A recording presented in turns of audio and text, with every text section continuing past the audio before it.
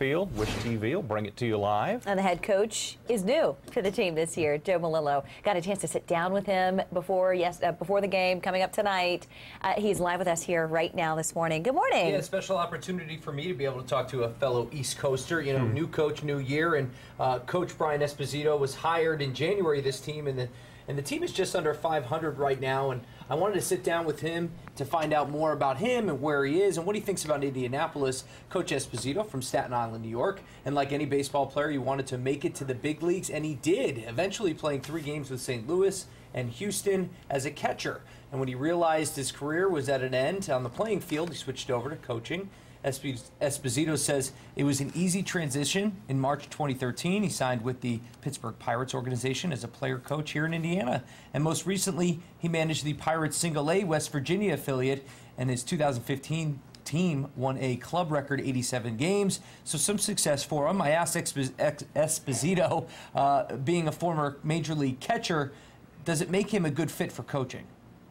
You know, as a manager right now, I develop and lead people, lead players. As a catcher, your job is to lead and navigate a pitcher through 9 innings of work. You really have to understand what's going on in front of you.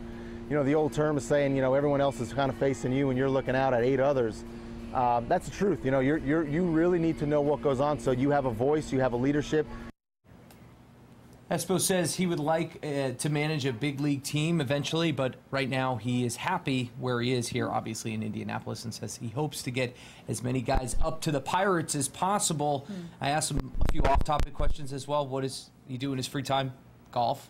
What Netflix shows does he binge on? And he said nothing as of recent, but he always loves running through The Sopranos a few times. And then finally I asked him one big question for Hoosiers, if he likes playing basketball. And he said, you got to, quote, I'm not kidding, he said, you got to be really athletic and really tall, which is something I don't have a build for.